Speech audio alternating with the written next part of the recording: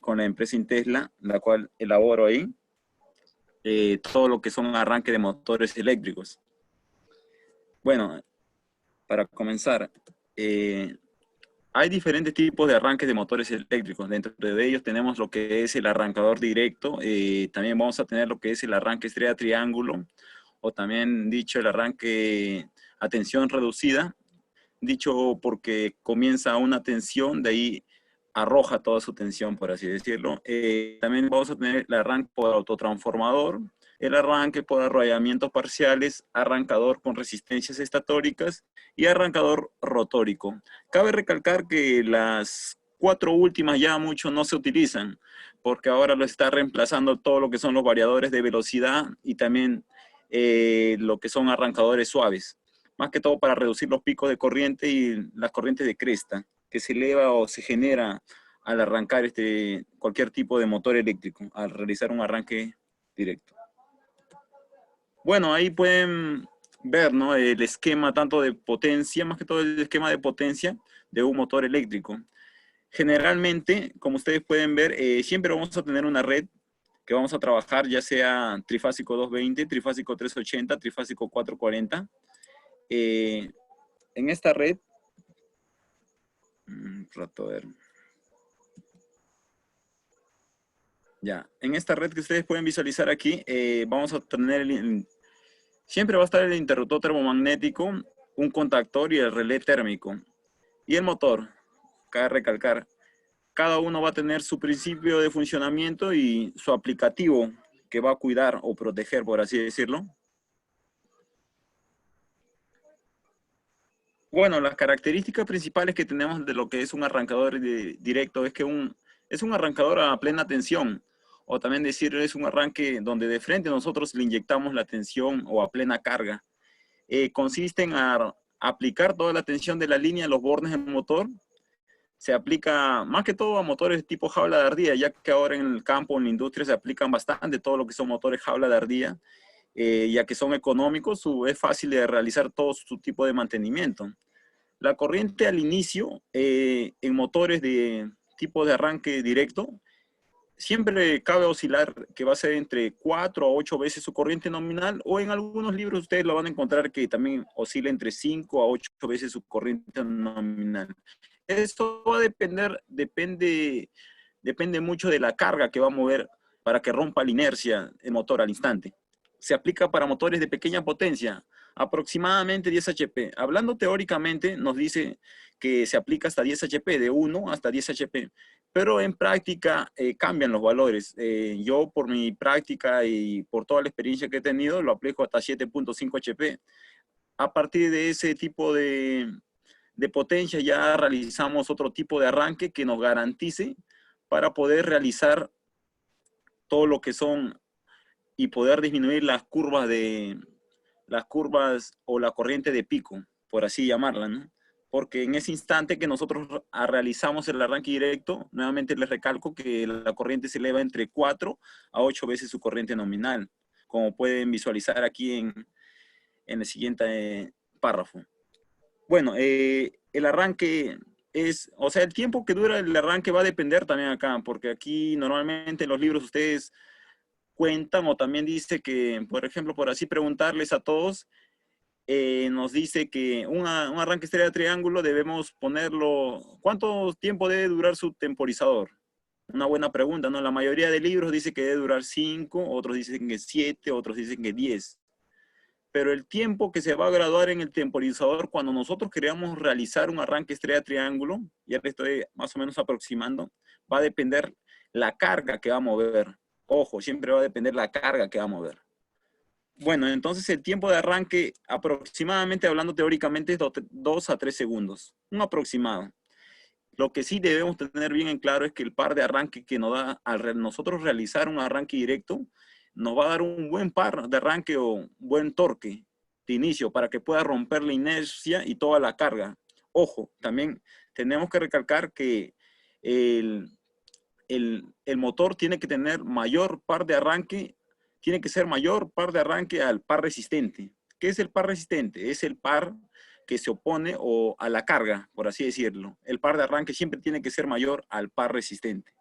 Listo. Para los que no comprendieron, el par es la fuerza con que inicia el motor a, a arrancar, por así decirlo, ¿no?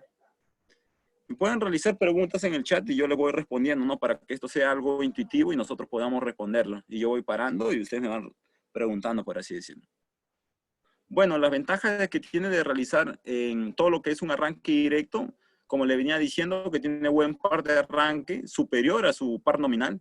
El equipo de arranque es simple, económico, porque lo único que van a tener ahí es un interruptor termomagnético, un contactor y un relé térmico, por así decirlo. Y el circuito de mando es bastante sencillo, fácil de adquisición en el mercado, porque en el mercado van a encontrar diferentes marcas y diferentes contactores de diferentes precios. Es bien sencillo y bien barato, por así decirlo. Lo que vamos a tener son las desventajas. Una es tanta de su desventaja y más que todo la principal es la corriente de pico que se genera, o también llamada la corriente de cresta, que es muy elevada y eso puede generar absorciones de potencia, ¿no? También aquí nos indica que también la posibilidad de sobrecargas puntuales a la red de alimentación. En algunos casos han instalado y han realizado arranque de motores, gente, por así decirlo, inexperta en todo este tipo de arranques y hasta han terminado quemando los transformadores. Por eso nosotros debemos capacitarnos cada cierto tiempo y realizar y saber todas las normativas de cada dispositivo. Cada cosa tiene su porqué de utilización. ¿Listo? Bueno, también es un arranque brusco. Un golpe genera un golpe mecánico porque va a tener un buen par de arranque más de su nominal y eso va a generar un golpe brusco y de cierto modo va a hacer unos pequeños daños en las partes mecánicas, pero no mucho. Lo que también va a tener es desgaste en los rodamientos de transmisión o correa también. A ver, están preguntando aquí. Dice, me dice, ya. Dice, no logro escuchar. Dice, ya, Rona, me dice, ¿con cuánto tiempo de temporizador puedo poner un arranque estrella, triángulo a estrella? A cambiar dirás, ¿con cuánto tiempo yo puedo cambiar de un arranque estrella a triángulo? Como te vuelvo a recalcar, mira, te voy a poner dos ejemplos, por así decirlo. Yo tengo un motor de 100 HP, un motor eje hueco de 100 HP, y mi arranque estrella triángulo, su temporización lo pongo en 3 segundos, y en práctica también lo coloco a 3 segundos. Pero voy a tener un motor de 20 HP, que me va a mover una carga, una chancadora de maíz, por así decirlo, y lo voy a poner en 20, 25 segundos. Y ustedes se preguntarán por qué al motor de 100 HP yo le coloco 3 segundos y por qué al motor de 20 HP le coloco 20 segundos. Nuevamente le recalco que va a depender la carga que va a mover. En este caso, el motor eje hueco de 100 HP está moviendo una carga o un flujo de agua que su par resistente es muy débil y por eso yo le voy a poner 3 segundos y va a ser más que suficiente para que pueda romper su pequeña inercia. En cambio, cuando nosotros realizamos todo lo que es, todo lo que vendría a ser, en lo que vendría a ser la chancadora, va a necesitar más tiempo para que pueda romper toda esa inercia y aproximadamente 20 segundos, ¿no? Ahí también tenemos de recabar qué tipo de relé térmico debemos usar. En una categoría yo le pondría un clase 20, por así decirlo. Bueno, ya, prosiguiendo con el tema, también, mira, vamos a encontrar las curvas de características. Aquí encontramos lo que es la curva, la intensidad absorbida en el motor y también el par. Aquí podemos ver claramente que vamos a tener un buen par de arranque en el gráfico XY, por así decirlo, en un gráfico XY. Aquí, miren, en el gráfico XY vamos a tener un buen par de arranque. Y también en el otro gráfico XY vamos a tener lo que se va a elevar, o por así decirlo, la corriente de pico, también llamada la corriente de cresta, que más adelante vamos a obviarla o tratarla de bajar con diferentes tipos de arranques.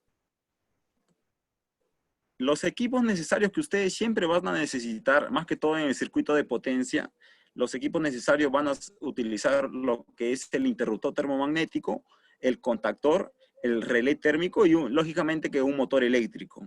Les voy a detallar cada cosa. Mira, el interruptor termomagnético cumple una función, el contactor cumple una función, el relé térmico cumple una función y el motor eléctrico cumple una otra función, por así decirlo. ¿Alguien sabe, o ya muchos sabrán, ¿Alguien sabe cuál es la finalidad o su función del interruptor termomagnético? ¿A quién protege el interruptor termomagnético? A ver, ¿alguien sabe por ahí? A ver, vamos a ver. Me dicen, al motor, me dicen, o sea, el interruptor termomagnético protege al motor. No.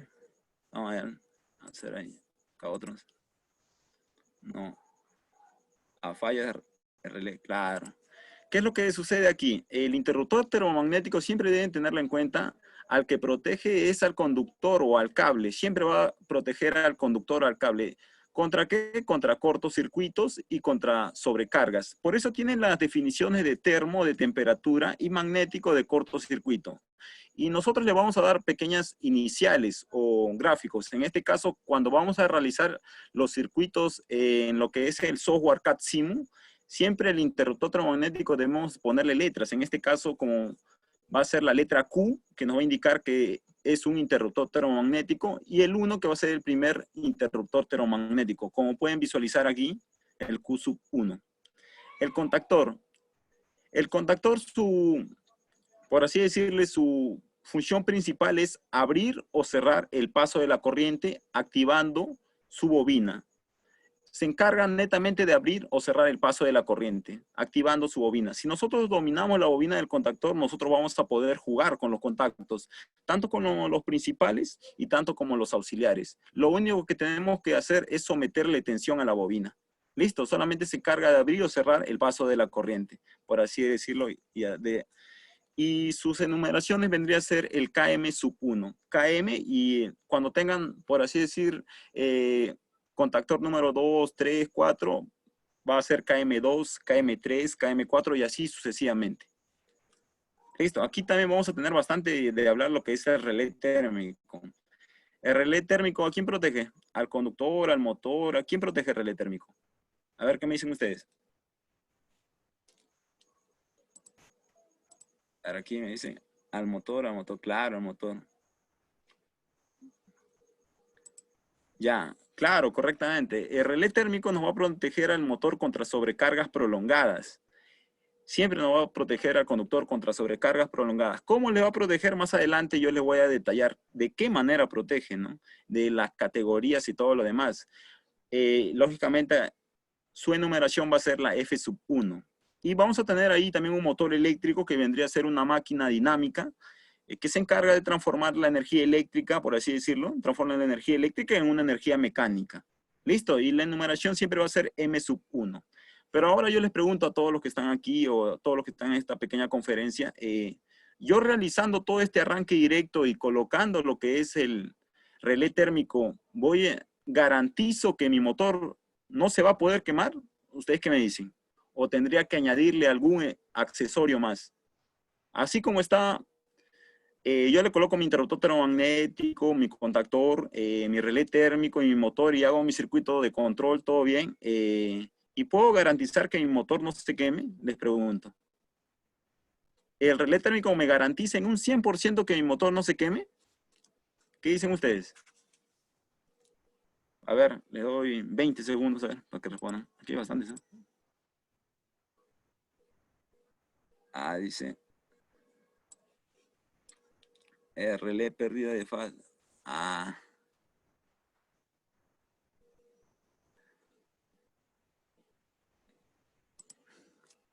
Claro, lógicamente, ¿no? Claro, lógico. Muy bien, veo que tienen conocimiento de lo que es el tema y me parece muy bien y muy interesante. Para proteger y para tener un complementario de todo lo que es en un arranque directo, ¿qué es lo que va a suscitar? Para eso nosotros tenemos que saber el principio de funcionamiento del relé térmico. El relé térmico te protege contra sobrecargas de corrientes. ¿Y qué pasa en ese instante? Los bimetales se empiezan a deformar y tiene unos pequeños mecanismos que abre o cierra los contactos auxiliares que tiene. Pero ¿qué es lo que sucede cuando, por así decir, nosotros tenemos una línea R sub 1, R sub 2 o RST, por así decirlo, bajo la norma NEMA, RST, y se cae la R? ¿El relé térmico va a censar una caída de red o una caída de fase? No, y se va a quemar. Y eso mucho sucede en diferentes industrias o diferentes mineras. Cuando se cae una red, se quema el motor y muchos se preguntan, ¿no? ¿Pero por qué? Si tiene su relé térmico, pero no tiene su relé de pérdida de fase. Listo. Eso es más que todo. Ya complementando con su relé de pérdida de fase, ya podrían ustedes garantizar ya un 99% de que ya netamente protejan a su motor. ¿Listo? A ver, ¿qué me dice aquí? Ah, ya. Aquí me dice, hay algunos motores, más que todo en las electrobombas y en pequeños motores, porque los motores en grandes industrias hay pocos. Algunos tienen en el bobinado lo que es un termistor. Tienen un termistor en el bobinado, lo cual, ¿qué es lo que sucede? Ese termistor, cuando sucede también este tipo de sobrecargas, y en caso por A o B que falle tanto el relé térmico y el relé pérdida de fase, internamente tiene un termistor. ¿Y qué va a hacer ese termistor? Cuando se eleva más la corriente, más de lo adecuado, por así decirlo, lo que va a hacer ese termistor va a ser abrir la parte de la bobina y no va a hacer que el motor se genere una inducción magnética. ¿Y eso qué va a hacer? Que no prende el motor y por ende te va a protegerlo. Pero cuando tiene este tipo de casos, ¿qué es lo que va a suceder?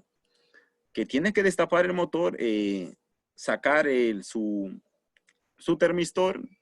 Lógicamente que tiene que ser alguien que conozca o ha destapado todo lo que son motores eléctricos, porque puedes abrirlo, destapar la parte del estator donde van las partes del bobinado y puedes llegarlo hasta quemar. ¿Entendido? Esa es la función que realiza el termistor, como bien me comentan ahí. Bueno, a ver, prosiguiendo con el tema. A ver.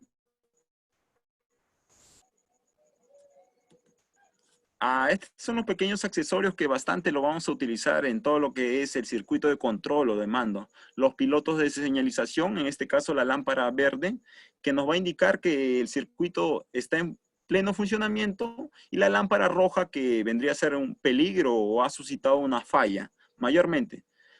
Pero también la lámpara roja lo utilizan en otro tipo de control, que el circuito también está energizado, como bien le dije, ¿no? Para indicar algún peligro o alguna advertencia. También vamos a tener un pulsador normalmente abierto, o también llamado un pulsador de start, o también un pulsador de arranque.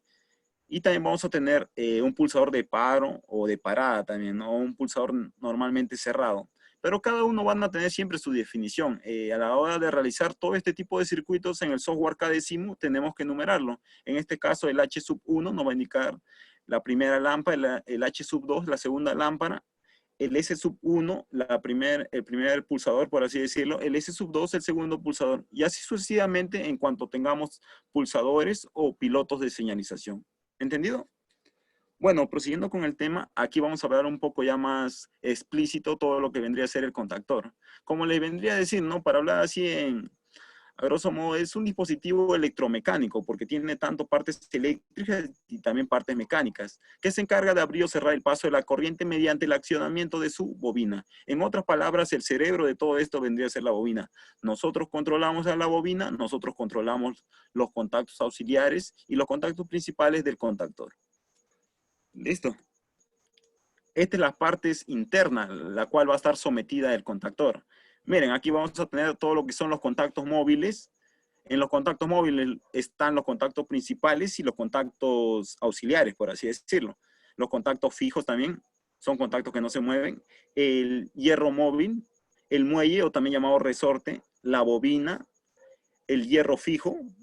En esta parte del hierro móvil y hierro fijo vendría a ser la parte del núcleo, que la pueden visualizar aquí. Este es el hierro fijo. ¿Por qué siempre va a estar estático? La parte que va a estar en movimiento va a ser el núcleo fijo, o también llamado hierro móvil. Va a estar en movimiento, va a estar en un pequeño juego, por así decirlo. Pero ahí, graficando a ver todos ustedes, ¿alguien sabe para qué sirve la espira de sombra? Que también es muy importante, la espira de sombra. Y varias veces me he topado con varios de los ingenieros que no han sabido responderme, o cuando algún ingeniero le ha preguntado para qué sirve una espira de sombra, que utilizan también en otros tipos de aplicaciones, nadie lo ha sabido responder. ¿Usted sabe para qué sirve la espira de sombra en un contactor? ¿Nadie? A ver, ¿nadie sabe para qué sirve la espira de sombra? Para el fogoneo. No.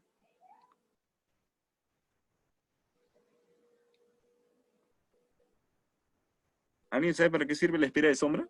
¿O nunca la han escuchado? Para proseguir nomás de cosas que yo les enseño también, ¿no? Claro, correcto. Eh, Más o menos por ahí estás. Brian, más que todo, ¿no? Bueno, están por ahí, le están atinando bastante. La espira de sombra sirve más que todo para las pequeñas vibraciones que se generan con el campo magnético, porque es un campo magnético variable. Como ustedes sabrán que la corriente alterna varía en el tiempo, en este caso en una frecuencia de 60 Hz, ¿correcto? Y eso también sucede en los transformadores. En los transformadores también aplican en algunos casos lo que son espiras de sombra. Porque ustedes habrán visto, así por decir un ejemplo, en algunos transformadores que se generan bastante ruido. Y ustedes se preguntarán, ¿pero por qué se encuentran sus chapas, por así decirlo, ¿no? Sus chapas o sus núcleos magnéticos en vibración si es una máquina estática? Un transformador es una máquina estática que se encarga de elevar o reducir su tensión manteniendo su potencia, pero esto hablando idealmente, ¿no? Siempre va a haber pérdidas. Pero ustedes se preguntarán, ¿no? ¿Pero por qué? Eso se debe al campo electromagnético que genera pequeñas vibraciones, oscilaciones en el tiempo. ¿Listo? Eso viene a ser lo que es la espira de sombra y en este caso para que no tenga tanta vibración nuestro contactor a la hora de ser electromagnetizado, por así decirlo, ¿no? Muy bien.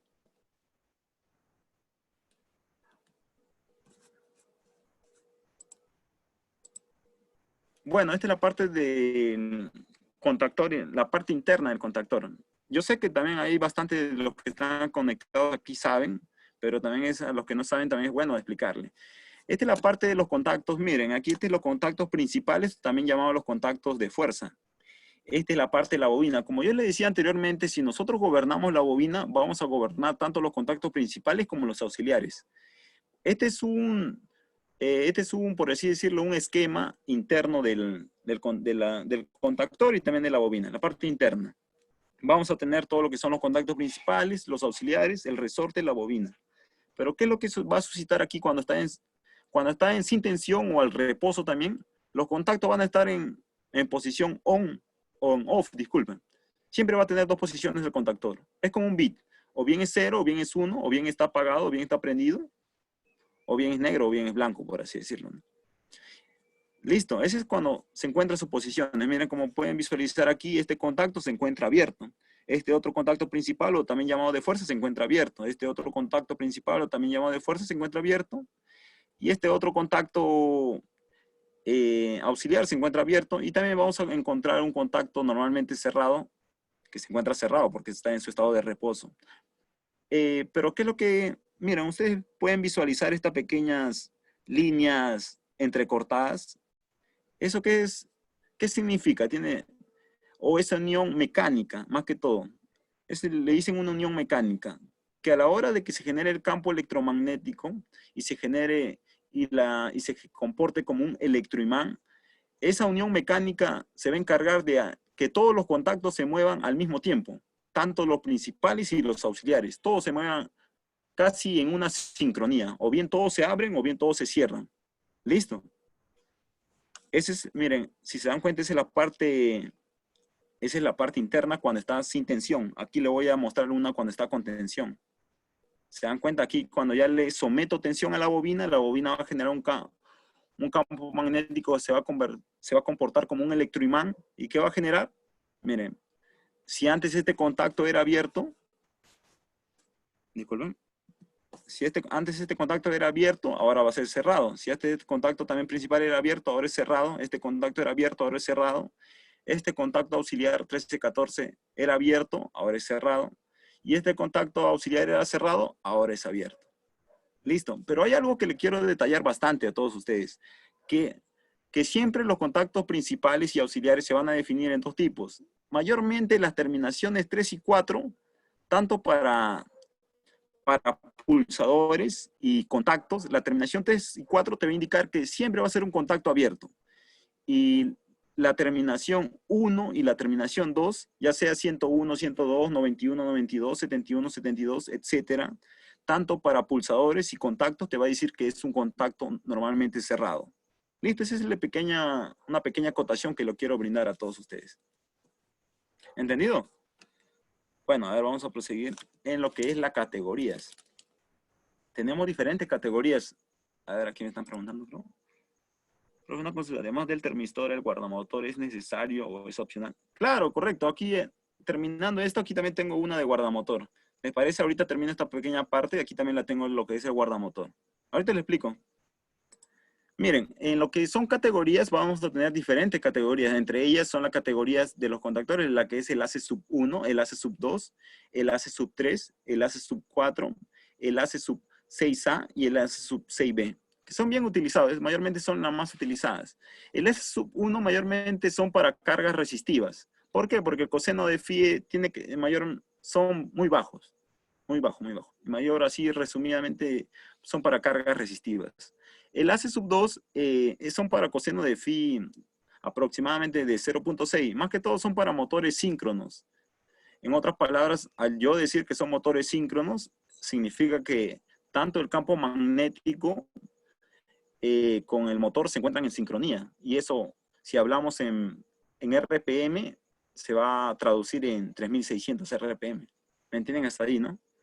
La mayor categoría usada en todo lo que son contactores es el ACE sub 3. Son motores para jaula de ardilla, 100% utilizable para motores asíncronos. La palabra A es in, o sea, es lo contrario. Si antes el ACE sub 2 era para motores síncronos, el ACE sub 3 son para los motores asíncronos. En este caso vendría a ser todo lo que se encuentra en la industria, ¿no?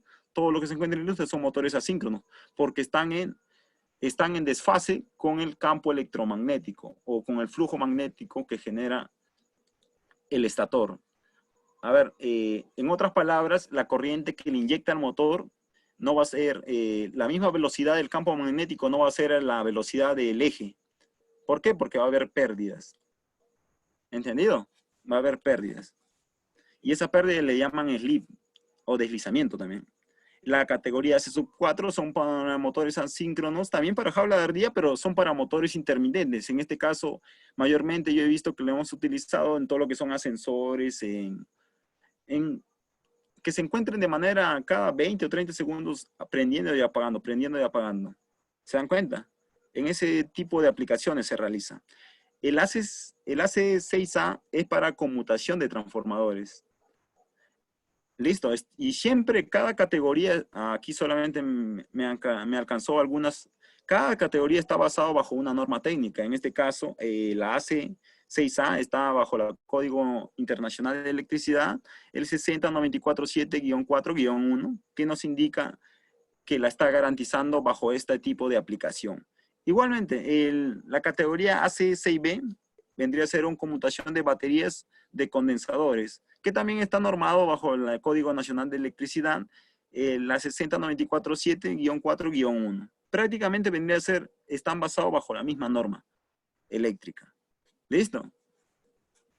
Bueno, a ver, me estaban preguntando, creo, chat. Sí, dice. ¿En qué caso se usan motores síncronos y aplicaciones? Ah, muy buena pregunta. ¿En qué caso puedo usar? Ah, disculpen.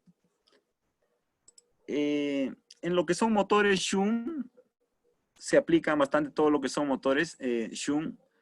Más que todo era para poder nosotros controlar. Pero ahora ya todos esos motores, en los dínamos, todos los motores de corriente continua, por así decirlos, ya no se aplica ya. De verdad, ¿cómo estás preguntando? A ver, no le había captado bien de pregunta. Disculpa, los motores síncronos. Los motores síncronos mayormente son para los generadores y los dínamos, disculpen, los generadores de electricidad son motores síncronos. En ese tipo de casos nosotros debemos aplicarle todo lo que son contactores con categoría AC sub 2. ¿Me entienden? Son para motores síncronos. En ese caso, ¿por qué? Porque un generador se encuentra en sincronía con el campo magnético. Los generadores, los dínamos, generadores de electricidad, los grupos electrógenos. A ver, otra pregunta por ahí me están diciendo. Vamos a ver. Ya.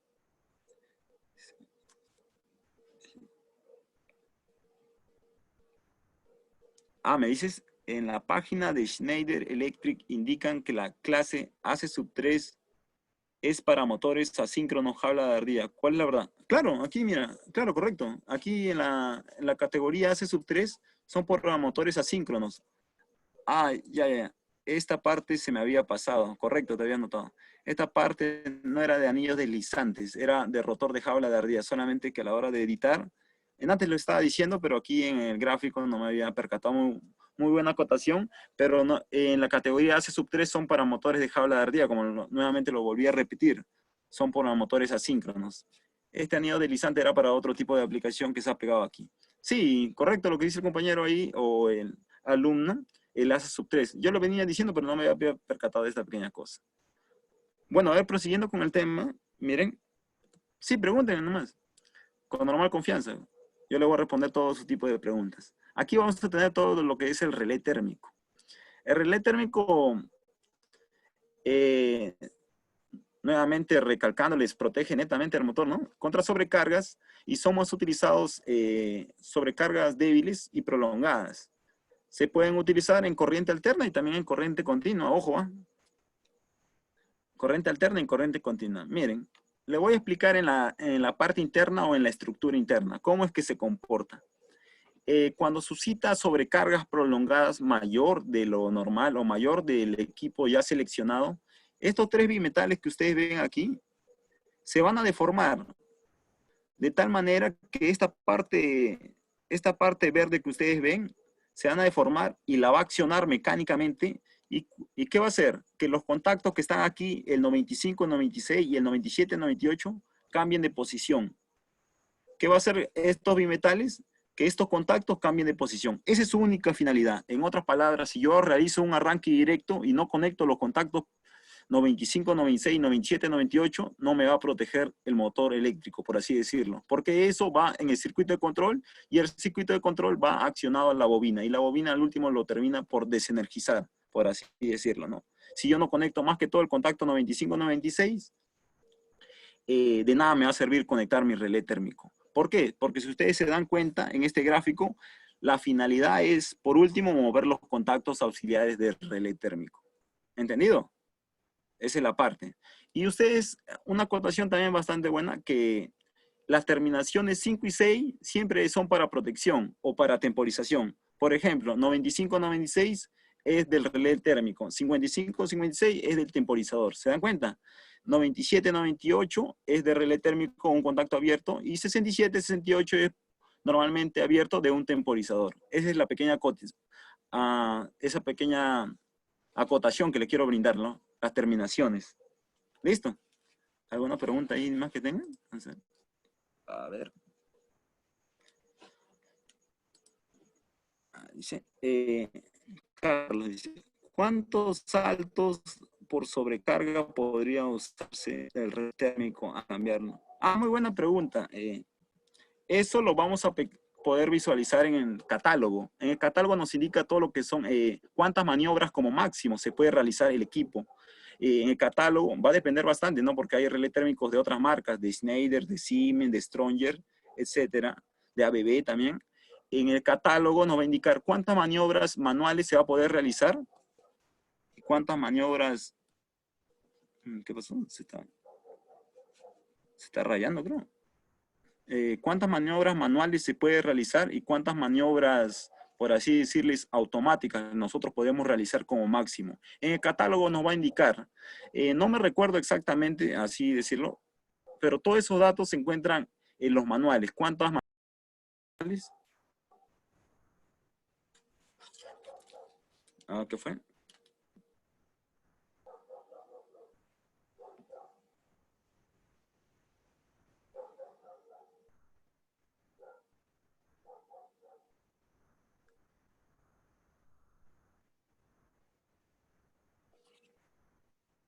¿Aló, me escuchan? ¿Aló, me escuchan? ¿Qué pasó? ¿Se lenteó, creo? Ya, bueno, vamos a proseguir entonces, aquí, esta parte. Ya.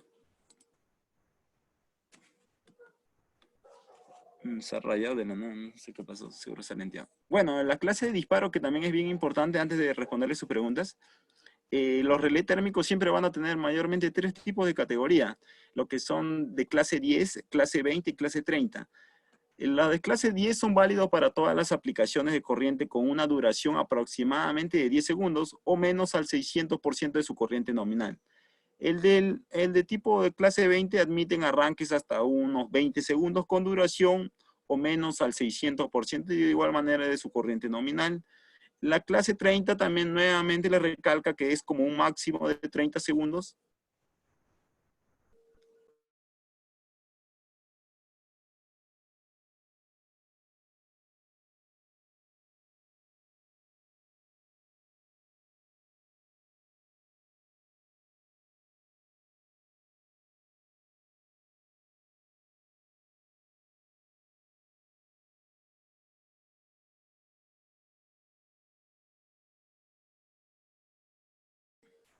¿Ahora sí me escuchan? ¿Me escuchan bien ahí? No sé qué está pasando aquí, se está empezando a lajear, creo. Bueno, ya, vamos a proseguir. Siempre va a existir tres tipos de clase de disparo, ¿no? En la clase 10, clase 20 y clase 30. Ustedes se preguntarán cuál es la diferencia. La diferencia es en dónde se va a aplicar. Por ejemplo, por así decirlo, si yo tengo un motor o una chancadora donde la corriente o el torque me va a durar más de 10 segundos, en ese caso tengo que aplicarle la categoría de clase 20. Donde tengo motores donde su inercia dura más tiempo de lo normal, tengo que aplicarle de clase 30 y así el de clase 10, ¿no? Aunque el de clase 10 mayormente es el más utilizado porque en los motores de eje hueco, en los motores, pero en las chancadoras utilizamos categorías de relé térmico, ¿no? Cada uno tiene su aplicación. Ahora sí, vamos a ver sus preguntas, aparte de que se fue también en el chat. La señal está mandando, están manchando. Ah, sí, antes estaban manchando la pantalla.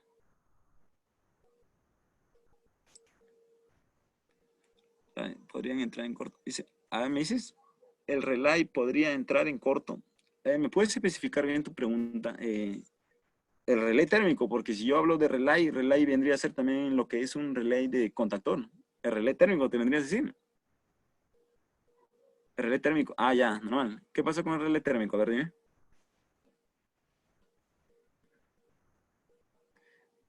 Podría entrar en cortocircuito.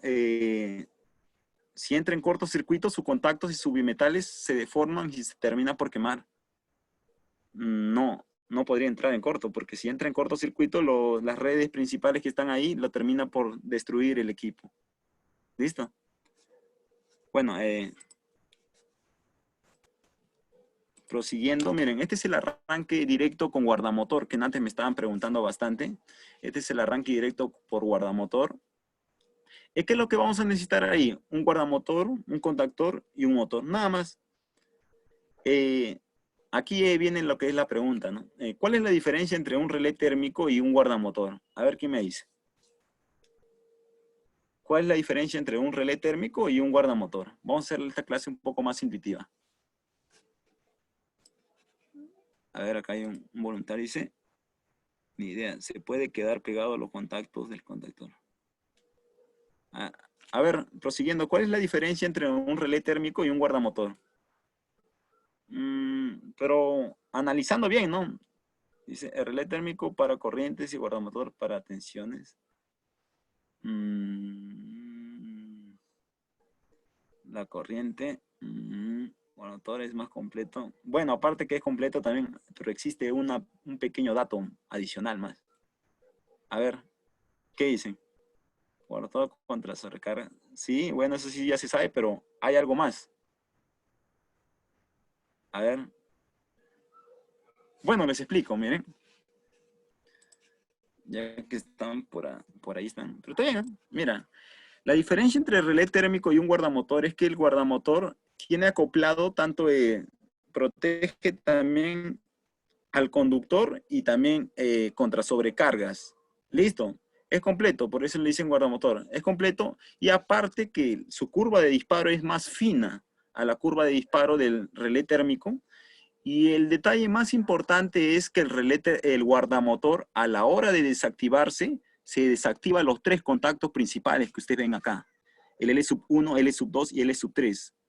Esa es la diferencia. Porque, ¿qué pasa con el relé térmico? El relé térmico, ¿a quién activa cuando suscita una sobrecarga? Los contactos auxiliares. ¿Y quiénes son los contactos auxiliares? El 95, 96, 97, 98. En cambio, cuando nosotros realizamos por guardamotor, que es más completo y es mejor, ¿qué nos desactiva? Los contactos principales. ¿Se dan cuenta? Es más completo y mejor. Aparte también que cuenta tanto con una protección magnética o una protección del conductor y también de sobrecargas. Y su curva de disparo es mejor. ¿Listo? Esa es la gran diferencia. A dice función de interruptor. Dice, se puede calcular la corriente de ingreso. Dice, la guardamotor seleccionada. ¿Se dan cuenta? O sea, cuando se tiene guardamotor ya no es necesario poner un relé pérdida de fase. En esa parte sí tendrían que ponerle un relé de pérdida de fase. Sí, también es necesario poner un relé pérdida de fase. Pero eso ya sucedería cuando son aplicaciones grandes, ¿no? Pero hay un pequeño déficit. Lo que pasa es que los guardamotores no están diseñados para grandes potencias. O sea, tú nunca vas a encontrar un guardamotor para motores de 100 HP y 150 HP. Son limitados. Son para bajas potencias, en otras palabras. Pero son mayormente utilizados porque tienen una buena tipo de protección, ¿no? Como le dije anteriormente, te abre los contactos principales, te los abre y te protege de una manera mejor, ¿no? No necesariamente vas a tener que realizar el circuito de control, la parte del 95-96, lo obvias de frente. ¿Listo? Ya, prosiguiendo con el tema. A ver, me están preguntando aquí. El guardamotor puede tener una llave. Bueno, vamos a hablar que es un interruptor termomagnético. Claro, porque es la suma de los dos. Un guardamotor es la suma tanto de un interruptor termomagnético y un relé térmico. Lo puede sustituir y es mejor. Pero lógico que tiene su desventaja en este caso porque solamente son para bajas potencias. ¿Entendido? Y también tenemos lo que es el contactor y lo que es el motor eléctrico. Bueno, prosiguiendo con el tema. Bueno, aquí pueden ver el esquema, ¿no? El esquema interno de lo que es un guardamotor siempre va acoplado a lo que es el contactor y sus salidas llevan conectadas a lo que es el motor eléctrico. Es la parte interna, el pequeño gráfico que ustedes siempre lo van a encontrar, L sub 1, L sub 2 y L sub 3. Eso es en la norma americana. Si nosotros queremos hablar de la norma europea o la norma NEMA, es RST, que significa red síncrona trifásica, ¿no? ¿Listo? Y los bornes de salida. La parte interna. Los arrancadores directos, miren, ustedes lo van a poder visualizar así. Un arrancador directo en lo que es una caja termoplástica o también un arrancador directo o en lo que es una caja metálica para poner más accesorios, ¿no? Este es para lo que son pequeñas cosas o arranque directo simples. Esto ya un poco ya si le queremos agregar controles de nivel, relé pérdida de fase, etcétera. Bueno, la selección de equipos, y es muy necesario también saber la selección de equipos. La selección del interruptor termomagnético, también denominado con la letra Q, la capacidad siempre va a ser entre 1.5 o 1.6. Aquí quiero detenerme bastante porque el interruptor termomagnético se aplica hallando la corriente nominal y aplicándole el factor de la corriente de diseño, que por norma técnica es el 1.25. O sea, yo aplico calculo la corriente nominal y le multiplico por la corriente de diseño, que es 1.25, y de esa manera yo calculo mi interruptor termomagnético. No, nosotros debemos aprender acá bastante a lo que son normativas, no porque el hecho de que en mi placa de característica me diga, 5, le coloco 5 o un aproximado. No, aquí tenemos que aprender a aplicar la corriente de diseño. ¿Listo? La corriente de diseño se aplica con la corriente nominal por el factor que es 1.25. ¿Entendido? Muy bien, hasta ahí. Espera un rato. Ya. Lo que es la selección del contactor siempre va a ser con la corriente nominal. El contactor va basado en la corriente nominal. Algunos me preguntarán, ¿no? ¿Y qué sucede si le someto un contactor de mayor capacidad? Normal, puedes someterle un contactor hasta... Si tú necesitas en tu motor eléctrico un contactor de 10 amperios y tú le sometes un contactor de 30 amperios, mucho mejor. ¿Sabes por qué? Porque normal, te va a soportar, pero ojo, en el mercado te va a costar más, ¿no? Pero si aplicas la inversa, o sea, le metes menos corriente, los contactos no te van a soportar la corriente y por ende se va a terminar por autodestruir, hablando de esa manera, el contactor. La selección de lo que es el relé térmico es dependiendo de la corriente nominal.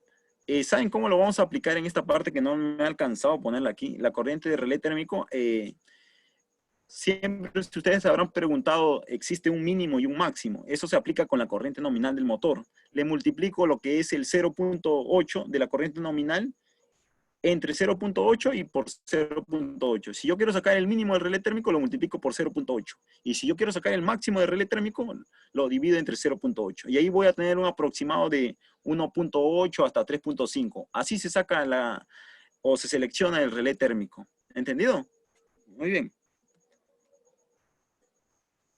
Entonces aquí vamos a tener todo lo que son las fórmulas eléctricas. Y estas son bastante necesarias porque esta es la parte fundamental. De acá nosotros podemos demostrar varias cosas, ¿no? Y nos vamos a diferenciar o vamos a ser técnicos capacitados o ingenieros ya más capacitados a diferencia de otras personas. En lo que es la potencia eléctrica absorbida por el motor, vamos a tener que la potencia eléctrica absorbida es la raíz de 3. Cuando se aplica trifásico, siempre va la raíz de 3 por la tensión por la corriente aplicando el coseno de phi entre 1000. Y ahí nos va a botar un valor de en kilowatts.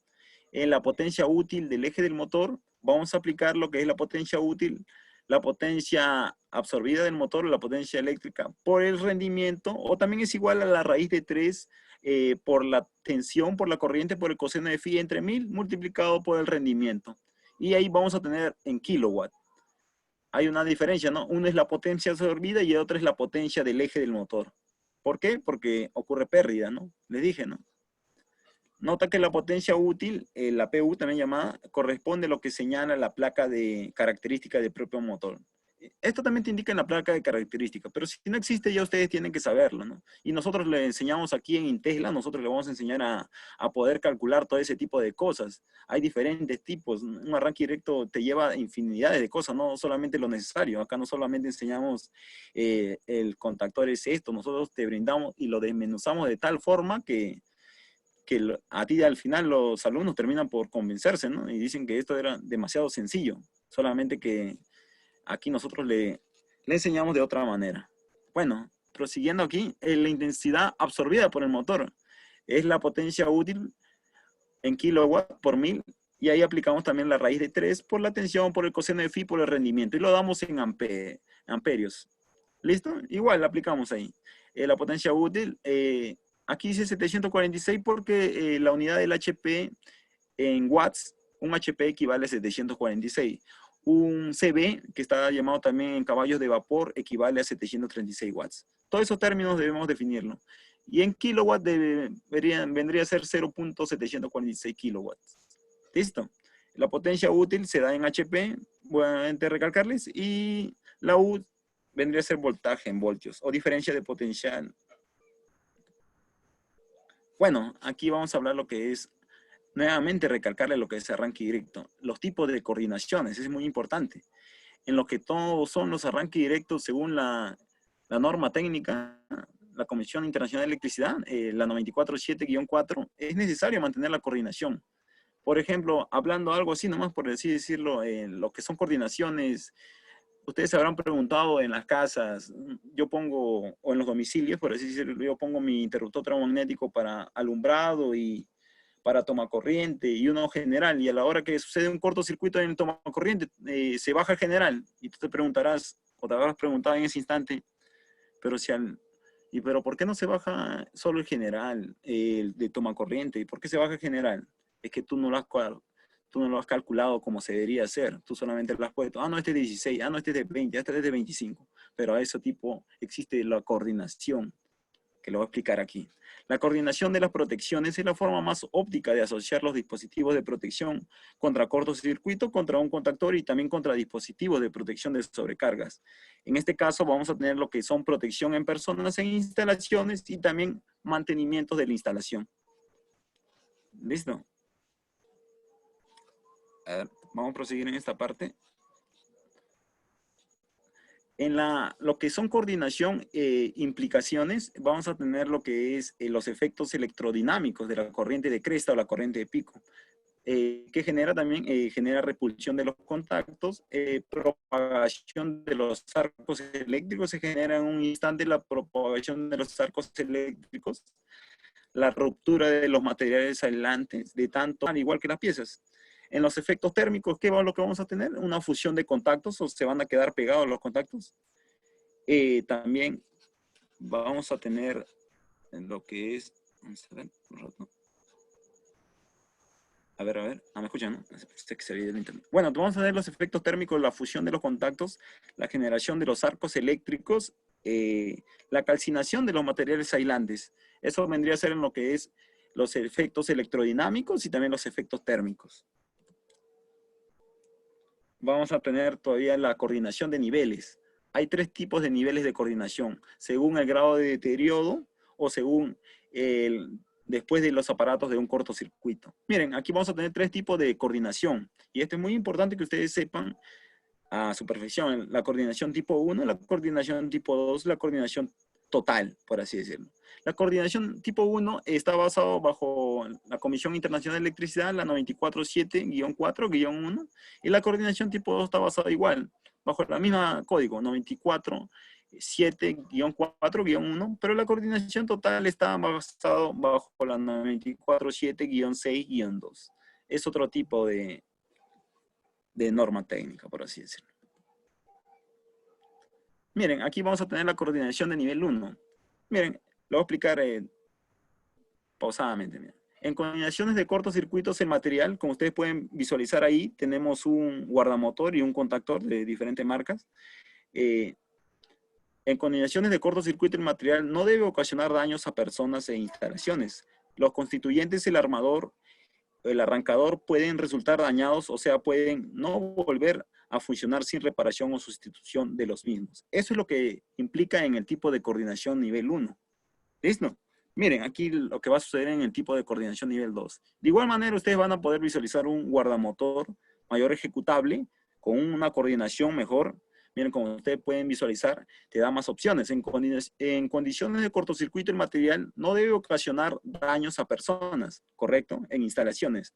No debe volver a funcionar después del efecto, no admitiéndose daños ni desajustes de los mismos, ¿correcto? Se admite el leve riesgo de una soldadura de contactos. Te da esa pequeña protección, te da esa pequeña garantía, en otras palabras. Arrancadores en altas prestaciones, bien en altas prestaciones. Y ya tenemos lo que es la coordinación nivel total. Esta coordinación ya es casi total. En condiciones de cortocircuito. El material no debe ocasionar daños a personas e instalaciones. No debe volver a funcionar después del defecto de no admitiéndose daños ni de ajustes de los mismos.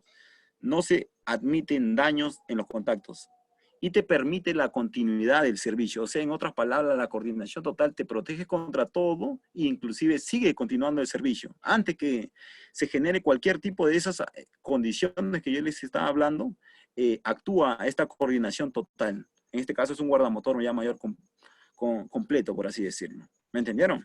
Muy bien.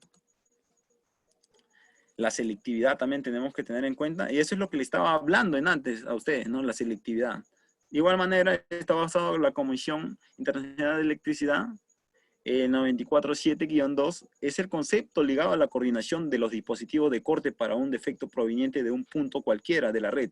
Como yo le venía diciendo, ¿no? Si en este punto D1 yo pongo mi interruptor general, en el punto D2 yo pongo mi interruptor de alumbrado y en el D3 yo pongo mi interruptor para toma corriente, pero ¿qué sucede? Yo conecto una plancha o hago un falso contacto, por así decirlo, en mi toma corriente, pero se me baja el interruptor general y yo, hay un instante, ¿no? Que te sientes, disculpando la palabra, un estúpido, ¿no? Dices, pero si yo le he seleccionado cada uno para que realice cada aplicación, ¿pero qué está pasando? Ojo, no aplicaste la coordinación y la selectividad, ¿entendido?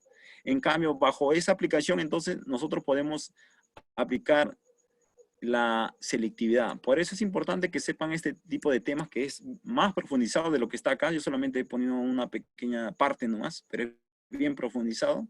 Y ustedes se van a diferenciar nuevamente de los técnicos comunes, por así decirlo, ¿no? Y ustedes van a hacer algo más que técnicos, o más, algo más que ingenieros, tipo, como dice la empresa, ¿no? Tipo Tesla. Bueno, prosiguiendo, este es el circuito de potencia y el circuito de mando. Es muy sencillo, como ustedes pueden visualizar ahí, en el circuito de potencia, también llamado circuito de fuerza.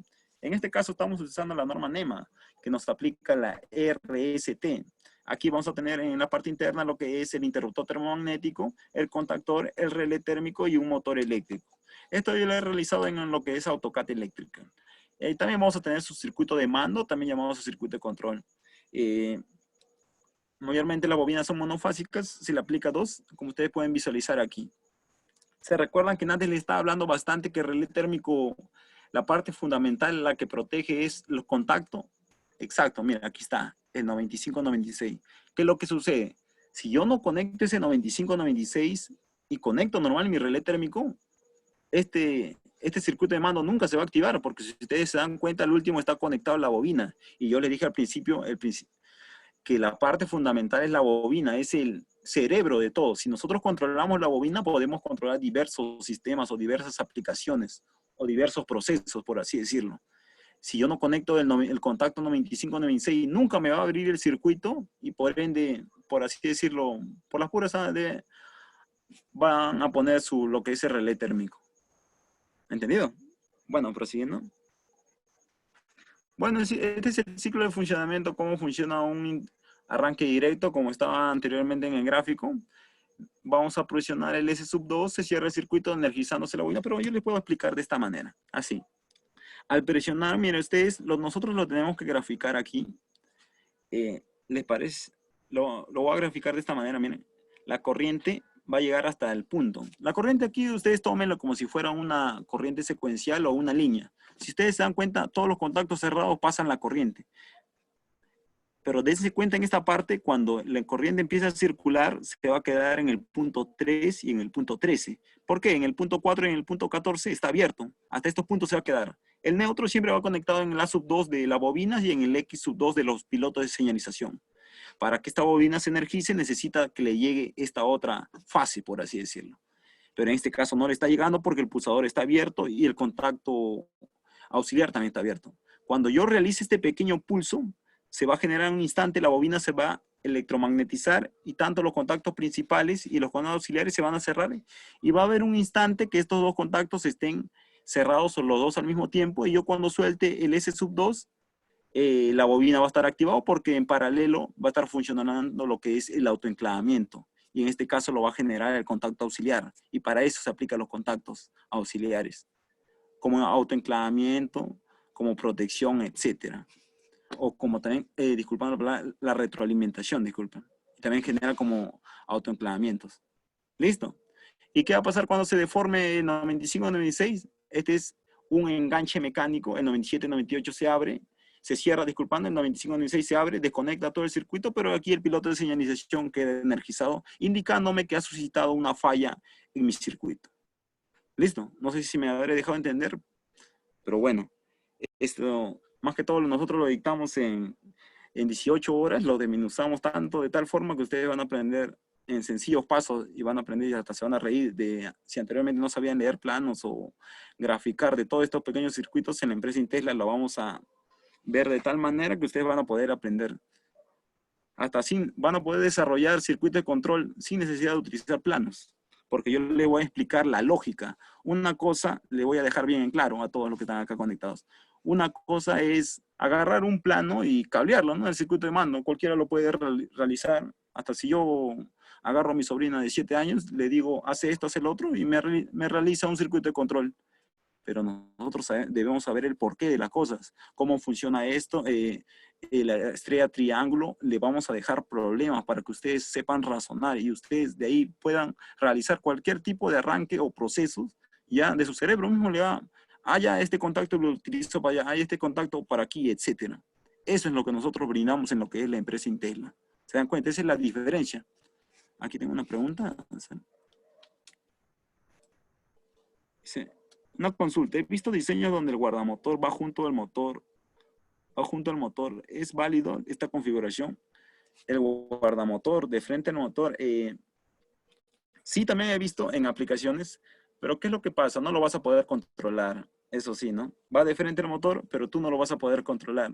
¿Por qué? Porque ¿quién te da el pequeño control de que tú realices el apagado o prendido en lo que son en el circuito de control? Los pulsadores que están ahí, en este caso es el S sub 1 y el S sub 2.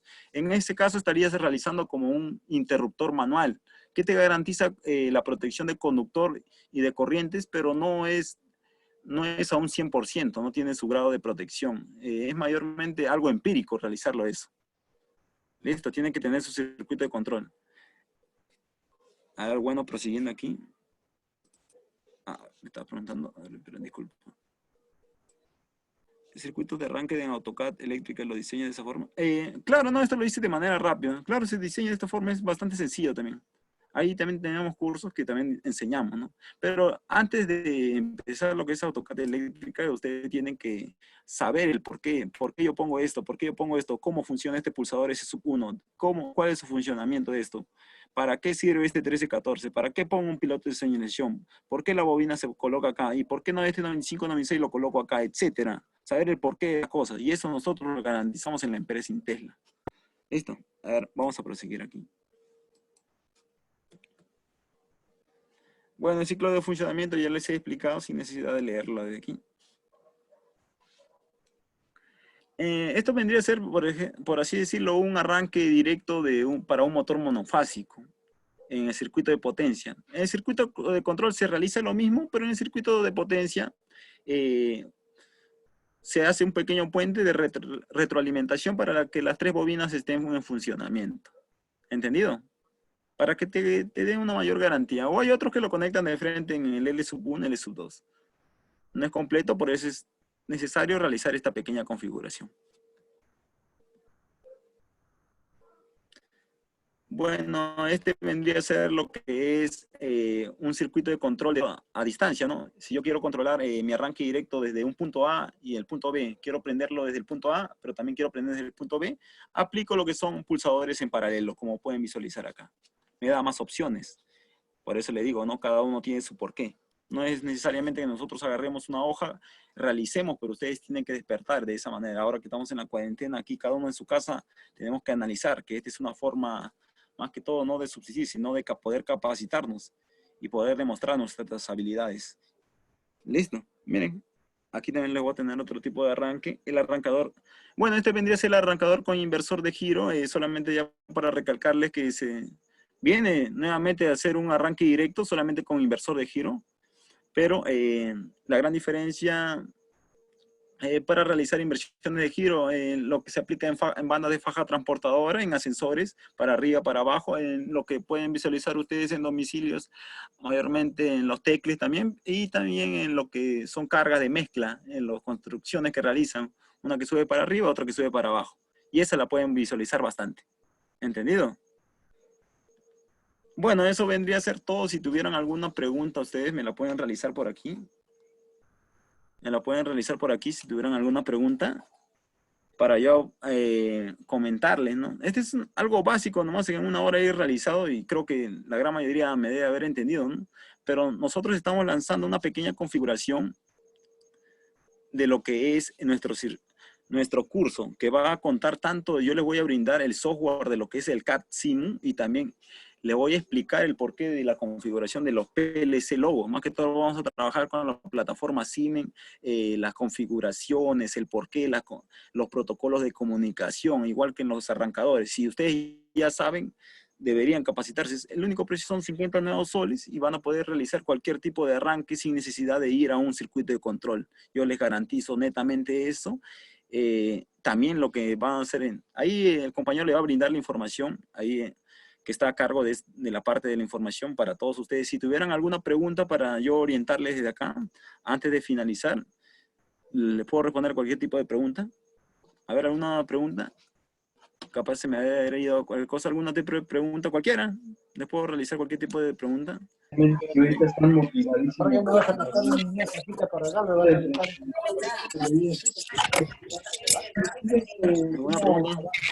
Claro, en el curso le vamos a dar donde prácticamente ustedes van a poder realizar todo lo que deseen. Mira, si en una hora nomás hemos aprendido esta pequeña cosa, por así decirlo, en 18 horas todo lo que van a aprender a solo cómodo precio de 50 soles. En esta cuarentena, aprovechemos. La vida nos da oportunidades por algo y ustedes tienen que aprender, capacitarse, diferenciarse de los demás. ¿Listo? Ah, está 50 soles. 50 soles, 18 horas con certificación, incluye manuales, incluye videos. En caso por A o B, ¿no? Hay diferentes casos que bueno, me incluyo, ¿no? Yo también era de una de esas personas antes de ser ingeniero que no captaba correctamente, tenía que realizarlo 2 o 3 veces, pero en ese caso los videos son grabados y todo lo demás para que ustedes puedan volver a repetirlo y de esa manera también poder aprender. ¿Listo? Sí, todo ese tipo de cosas nomás nos hablan al interno, nosotros vamos a poder visualizar. ¿El video de hoy día es grabado? El video de hoy día es grabado. Claro, sí lo vamos a subir creo a la página también para que ustedes puedan visualizar, pero solamente la parte del sharing no lo vamos a subir. ¿Alguna otra pregunta o no hay, sus expectativas no las he brindado a su totalidad? ¿Me pueden responder o me pueden preguntar? ¿Nadie? Todos quedamos. ¿Ah? ¿Nadie por ahí? Cualquier pregunta de campo que ustedes puedan realizar, normal. Cualquier pregunta de campo. Contaron la normalidad.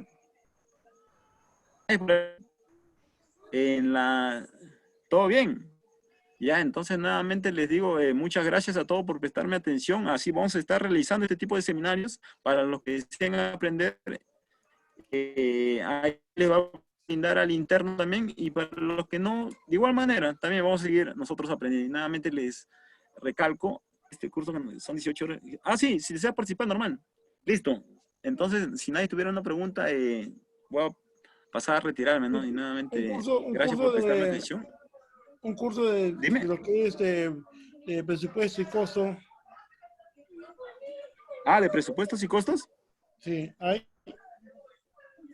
Sí, también vamos a lanzar lo que son cursos en lo que es variedades de velocidad más adelante, pero la parte fundamental es aprender todo lo que son Hola. arranques de motores y de PLC y para que ustedes puedan controlar diferentes, por así decirlo, diferentes controles.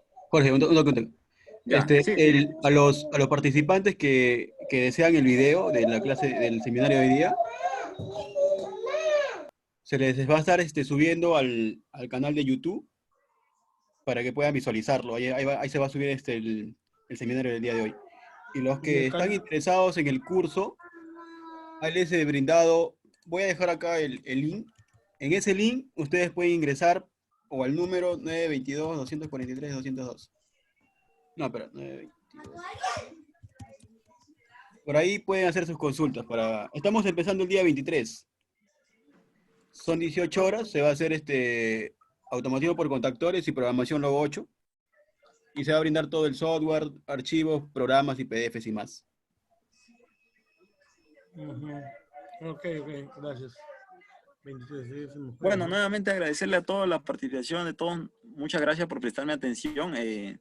Gracias a todos. Ahí nos vemos en el curso. Muchas gracias.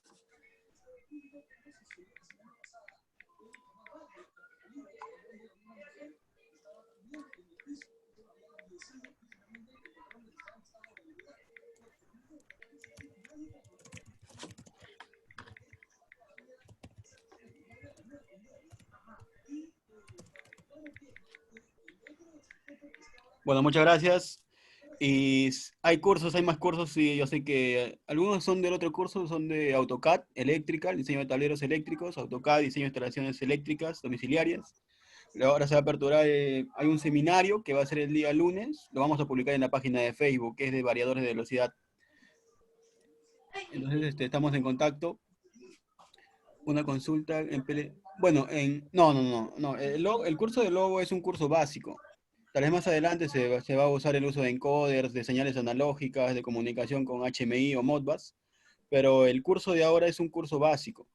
Es un curso donde vamos a hablar todo desde contactores y luego las clases vamos a hacer de lo que viene a ser programación de Logo 8, o sea, funciones básicas, marcas, web server, marca de color, logo TD. Más adelante, sí. El curso es el día 23, jueves, a las 7 de la noche. Son 6 clases, los lunes y jueves.